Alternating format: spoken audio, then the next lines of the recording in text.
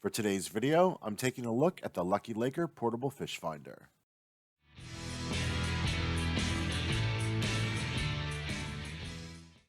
Before we get started, if you liked the video, let us know by hitting that thumbs up button. If you want to see more content like this, please consider subscribing. It helps us grow the channel and keeps you from missing out on new videos. Lately, I've been looking into a fish finder for the kayak, but I haven't felt like running wires and maintaining a battery just yet. I came across the Lucky brand of portable fish finders on Amazon, and while there were a few $40 models that had some spotty reviews, I saw they had an $80 version with a better display and an actual sonar readout with encouraging views in the listing. I decided to give it a try, and if it works out, I have a pretty cool plan for how I'm going to mount the transducer. I'll get into that a little later. The fish finder just arrived, so let's go check it out. While I'm unboxing this, there's a couple things I liked about this fish finder that made me want to try it. The first was that it ran off a rechargeable battery. That's super convenient for a kayak. The next was at this price point, it had an actual sonar readout and not just a generic screen with icons. And finally, I liked how the transducer was shaped, and it should really help with the project I have in mind for it. Looking at the box, it comes off pretty generic, almost like something you ordered off Wish. The model number for this is the FF1108-1CT. There's a link in the description if you want to check it out. I wanted to keep an open mind, so let's open it up and see what's inside. So the first thing out of the box is the handheld unit. It's pretty light, but feels sturdy enough. It actually reminds me of a handheld programmer for like a car. I wasn't really sure how big a 2-inch screen would look in person, but this seems like it's going to be readable. Next up is some warranty information. It looks like it comes with a 1-year warranty through the manufacturer, so that's nice. There's also a few pamphlets on settings and techniques to use for ice fishing, and how to change the language and measurement units. Lastly included in the paperwork is the manual going over how it works and how to set it up. Finally, we have the last box, which contains the transducer, the float, the 25-foot of attached wire, and a small mounting bracket. The first thing I noticed was that the float was made of hard plastic and not foam like I thought it was from the pictures. I'd planned to use the foam as part of my mounting idea, but I can still make it work. Another accessory included in the box was a lanyard safety strap. I was already thinking up ideas on how to attach this to my life jacket, and the strap made it that much easier.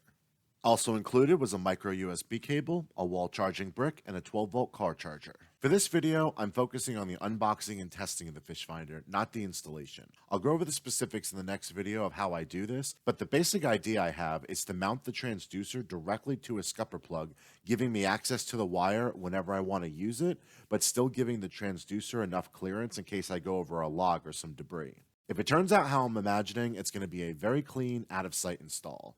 If you haven't yet, make sure to subscribe so you don't miss it. Go ahead, I'll wait. Okay, great, moving on. Something else nice I noticed about the handheld unit was that both the transducer plug port and the USB port have covers.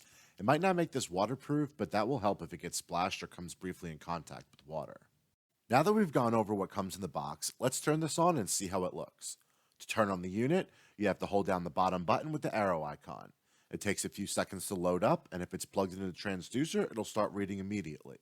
Since this is either the first time turning it on or it wasn't plugged into the transducer, it gave me the option to start in a simulated mode. Right off the bat, the first thing I noticed was how bright and colorful the screen was. It gave a clear picture, and it seemed like it would display the sonar reading really well. It displays the depth and water temperature on the top left and a depth guide down the right-hand side. The individual fish are marked with their depth if you have the fish icons turned on. Some of the menu options include adjusting the sonar readout colors, the sensitivity of the transducer, a minimum and maximum depth reading, options for the fish icons, and shallow water and fish spotted alarms. I tried plugging in the transducer just to see, and to my surprise, it was 100% accurate. There was no water or fish in my kitchen. With the LUCKYLAKER fish finder unboxed and charged up, the only thing left to do was test it. I packed it up and headed over to the lake. The first thing I wanted to test was the water temperature and depth readings. Mrs. Outdoors was using her anchor pin, so we knew we were in about 4 to 5 feet of water. I dropped the floating transducer right next to the kayak, and sure enough, it was reading 4 foot of water. It's hard to see in the video, but the screen was actually completely readable in the sunlight. I was very surprised about that, and even though it's not showing up right now, it wasn't hard to read in person. The water temperature was reading around 83 degrees. I didn't have a way to verify that on the water, but the water felt very warm and we were in very shallow water in the bright sunlight, so that made sense to me. I'm going to include more in-depth testing in the update and install video coming soon. What I can say for now is that this will be a valuable addition to the kayak, and I'm really excited to explore the lake with a new set of eyes. Keep an eye out for the next video where I'll detail the installation and provide additional testing of the LUCKYLAKER fish finder. Don't forget to subscribe so you don't miss it, and be sure to drop a like if you enjoyed this video.